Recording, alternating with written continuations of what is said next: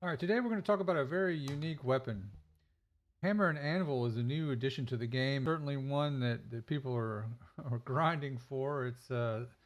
It's a bit of an interesting weapon. At first I didn't think it was very good, to be honest with you. I was concerned that it didn't do a lot of damage with one of the fire modes and the other one was good, but switching between them was a bit awkward. And it takes a bit of time to really settle in and understand how the weapon works. So let's get into the weapon and then we'll talk about how to build it out and then we'll talk about how to use it as well and who this might be good for. First, let's go ahead and jump into looking at the actual base stats of the weapon. We can see from the base stats that the critical hit rate is 1% and the critical hit damage is 1.1, so 1.1 times the modifier. We could certainly back into that more. I wouldn't really recommend doing a whole lot with the critical hit rate. If you have a descendant or a mod that's going to generate that crit hit rate for you, then you could add a crit hit damage mod into it, but otherwise I would kind of steer away from both of those. Otherwise, the weapon is pretty straightforward as far as the shotgun is concerned, so we can go on and talk about the unique ability. So the unique ability is what makes this gun very different, and certainly one that will take a bit of getting used to and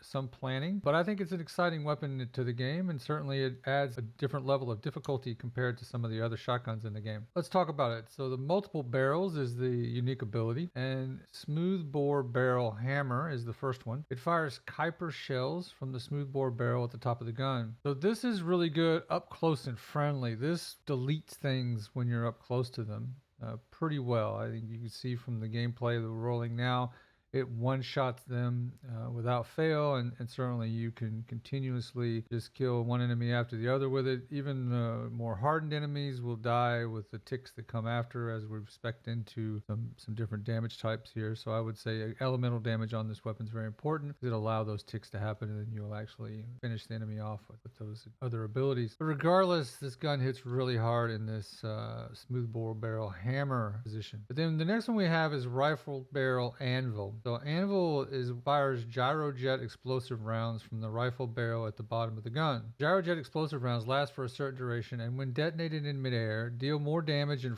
front and release Kuiper shells at the detonation location. Inflict speed reduction on enemies hit by this explosion from the gyrojet explosive rounds. When changing modes, fire rate drops to 50%, hit rate accuracy drops by 80%, Kuiper shell attack increases by 30%, effective range drop off start 100%. We get some benefits and some pluses and negatives there. But the reality here is that we are certainly looking at a gun that is versatile. And at first it took me a little while to figure out how that versatility works. Let's talk about it real quickly. As we mentioned before, with the Kuiper shells, that's good up close and friendly. No matter how far away you are, it will start to drop off, but it's going to do a significant amount of damage. Where it gets interesting is the gyrojet explosive rounds require us to be a certain distance away from the enemy because we want those to explode. As you can see from the gameplay that we're running now, if we stand close to the enemy and we shoot them with this particular fire mode, it really doesn't do a lot of damage. Now, it does spread to other enemies nearby, but you can see that it's not doing a whole lot. We're talking, maybe 10% of their health is being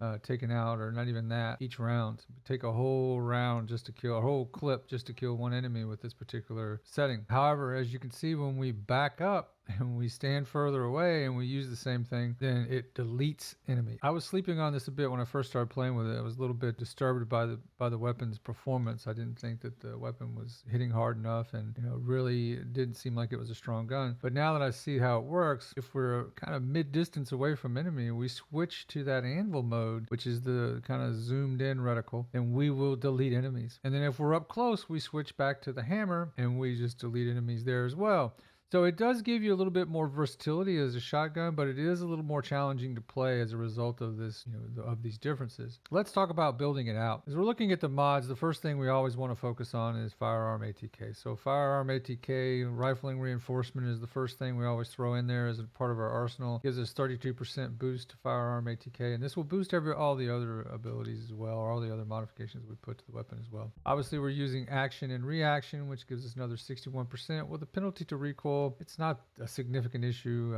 You can see from the gameplay you're able to get back on target because the reload time is happening there as well. Each shot is being chambered, so it takes a minute where you can shoot the next round. So that recoil is passed by then. It's not really a significant problem. Charge amplification is good because we're not really focusing on critical hit damage at the moment. So firearm ATK of 40% being added with firearm critical hit damage minus 30%. But again, we're not concerned about critical hit damage at this point. And then we can focus on things that make sense. Obviously, weak point, we're going to always be trying to get headshots, shooting for the weak point with this weapon. The weak point damage of plus 35% is really solid. When we look at other things that might enhance us, fire rates of a shotgun is very slow, so moving to increasing our fire rate to get 25% more speed out of being able to fire. This is going to give us the opportunity to kill more enemies quicker, so obviously this is a positive. More ammo is better, so rounds per magazine of plus 49% is very helpful here. And then expanded high power magazine also gives us another 50% ammo in our reserve. So this is certainly a very helpful mod there. After that, we're focusing on what we can do damage wise over time. Toxic is a good one because, as I mentioned before, it stacks and it will tick away at the enemy. And you can see from the gameplay that we're rolling that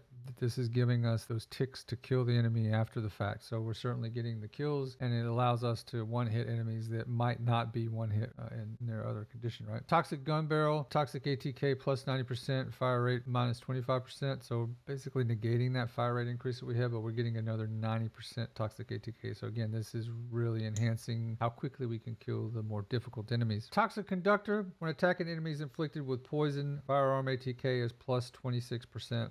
So once that first bullet hits, they get poisoned, then the firearm ATK increases by 26%. So this makes those ticks harder and kills the enemy faster. It's effective. Yeah.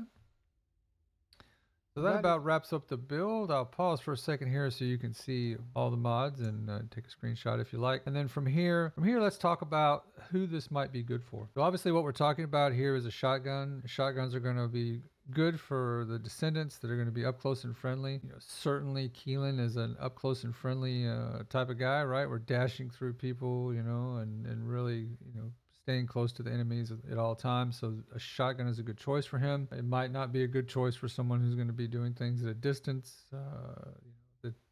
Reyna, for instance, really isn't going to benefit from this. There are others that will. So, I think that if you're going to be up close, you're going to be using a shotgun. This is a good choice because it gives you the versatility while you have it in your hand to actually be able to shoot things that are up close or shoot things that are a little bit further away. And you can't shoot things at a great distance. You can see from the way the gun works, if those explosions happen before they get to the enemy, then certainly you're not going to do any damage. So that's not helpful. In terms of what you should look for as far as rolling this weapon, firearm ATK is always a good one. Rounds per magazine is always a solid choice. There's an argument here. I've got bonus firearm ATK against Colossus. That's probably not a good choice. Fire ATK, any kind of elemental, fire, toxic, these will be good. This will help the weapon, do a little bit additional damage. So that's nothing wrong with that as well.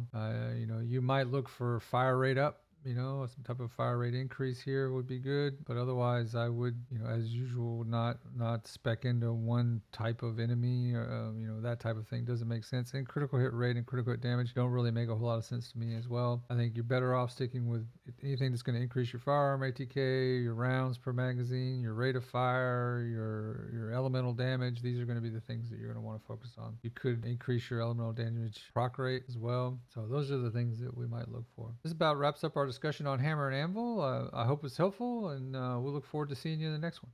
If you've made it this far, thank you for watching. We are not currently a monetized channel, so any likes, subscribes, and comments are greatly appreciated.